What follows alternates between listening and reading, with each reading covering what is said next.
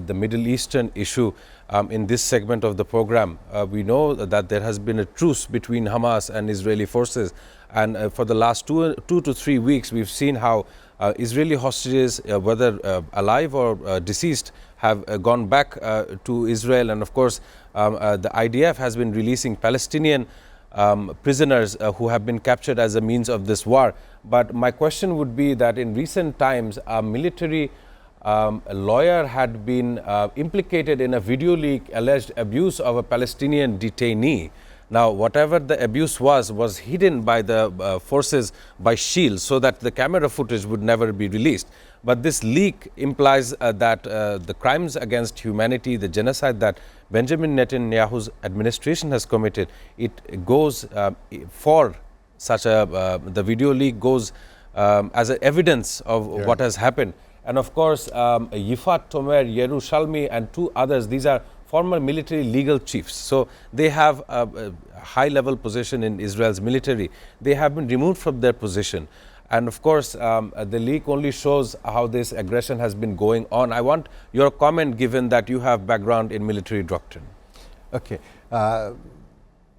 In each and every military forces, there is a legal department. Like in Bangladesh, we have Judges Advocate General Branch or JAG department, that is another issue. And for big forces, there are bigger organizations to deal with the legal matters. You know, nowadays legal issues are being very sensitive now, especially for the international community and international laws, norms, UN Charter and human rights issues. So this particular lady, who was a major general in the Israeli army, Yifat Tomer. She was a major general in the position of military advocate general of the Israeli Defense Forces, and who was successfully dealing with the legal matters coming from international pressure and pressure group, and also from inside the countries and from the families of the victims. He could very successfully, she could manage all those. But probably at the end of the day, everything has a end somewhere. Nothing is endless in this world.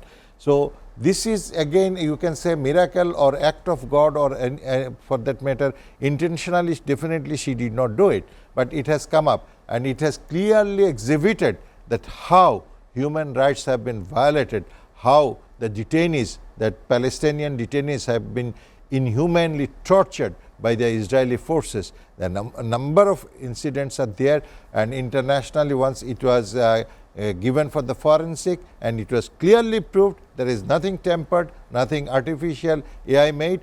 Whatever video has come up has been leaked is a genuine one. There is no mixing or nothing artificial mixed up with this particular video.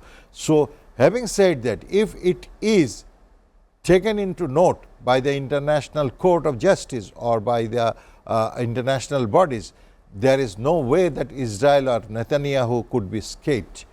There has no reason that why they should not be punished, or that why not be come under proper trial. But again, at the same time, you see, this is a very miracle. She was missing for quite some time. Yes. And she was found by the Israeli police in a coastal area near a sea beach. So again, that is a new dimension. Was it a plan that she should be killed, or she should be removed from this world, so that no one can, once they said that these are the artificial one or the AI made footage, no one can bear it out. Now she is the testimony whether it is genuine one or not, and thereby she was missing. And that is also another thread whether justice will be established or not. And again, when the USA back up Israel, justice has no value in this world. You know, the whole world was against, the world was in favor of a effective ceasefire in Gaza, but only one country said no, ceasefire should not be implemented, and thereby it could not be implemented.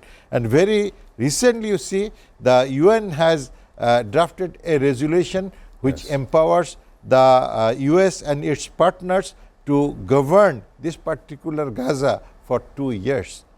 So, this is another symbol that whatever USA is asking for, or what is the design made by the Donald Trump and his allies, that will be the Bible for the Middle East people and particularly for the Israelis. So, that is the unfortunate part. A third party is now going to rule Gaza, right, not taking the consent of the people, not taking any referendum, not asking anyone, and suddenly we find the US, the UN itself is now in favoring the plan of the Donald Trump. That is also very surprising. They should have asked the international community, not a particular country, but they have already drafted the resolution as prescribed by the US government. We've seen Hurricane Melissa tear through Jamaica, tear through Cuba, and as well as Trinidad and Tobago. This is one of those instances, and we also know that the hurricane season still has 1 more month left. So this hurricane has caused rapid damages inside of Jamaica. It has left the nation almost 80% without electricity, and of course it has hit most towards the west side of Jamaica as an island nation. We know that the death toll is now climbing over 50 people that have been killed as a result of such climate change. I want to come to Dr. Nasir. How do you think about this? Climate change has taken people's lives in an island nation of Jamaica. In its history, they have never faced such a devastating act of nature. Do you think that major, large first world nations have a duty in order to protect nations such as Jamaica? Definitely, definitely. There is no doubt in it. If I can just touch upon a little from the history, this particular month of November was a curse for the Indian subcontinent. Yes. If you go back to 1970, there was a devastating storm in the greater region of Vola and other coastal belt of Khulna and Barishal region. And in 1970, there was more than 50,000 people killed. 46% people of a particular now Upazila Tomizuddin Upazila, 46% of the total population was killed on a single night in 1970. And from that onwards, we understood that we are being neglected as a country. We have got our independence 1947, but ultimately our fate, our development did not take place. That was the first eye-opening event in 1970, because there was no preparation, there was no early warning, there was no rescue mission effective like that. Many of the livestock has also been washed away. Again, we repeated storm we experienced in November 29th in 1988. There was again a devastating storm in Urichor and other Monpura, other islands of Bangladesh, and thereby we lost more than 12,000 lives and lot of cattle and other animals at that particular time. Now, even in this month, you see, just recent days, in last week, we experienced another storm in Indian Andhra Pradesh, and effect of it was here in capital also. Yes, it has affected the agriculture here, as far as I know. Suddenly we experienced heavy shower, and that has devastated our standing crops, particularly the most attractive vegetables of the winter.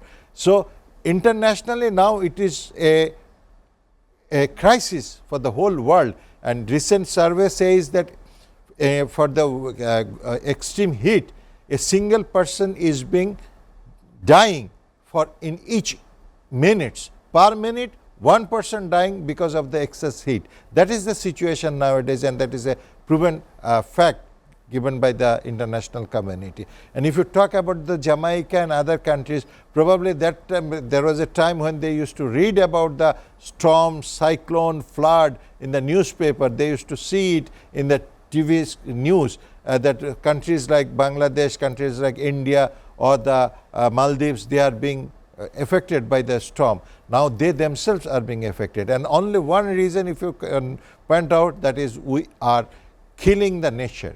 Straightway, we are killing the nature. We are not bothered about the carbon. We are not bothered about the heat generation, we are not bothered about the cost of our production in terms of damaging the environment, damaging the nature, cutting the trees, spoiling the fresh water, not producing the biodegraded materials instead of promoting the plastic materials. And more unfortunately, we are causing war which is generating excess heat.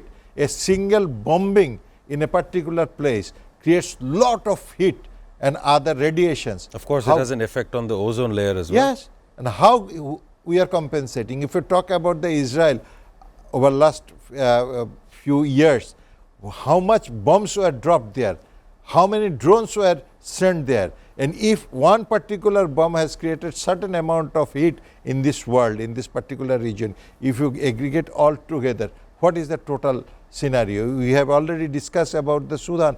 There are a lot of bombing, as I said, 1400 people have been killed, 14,000, sorry, 14,000 people were killed within 18 months. That is the fact given by the international community. And how much bombing was carried out to kill 14,000 people, you can imagine.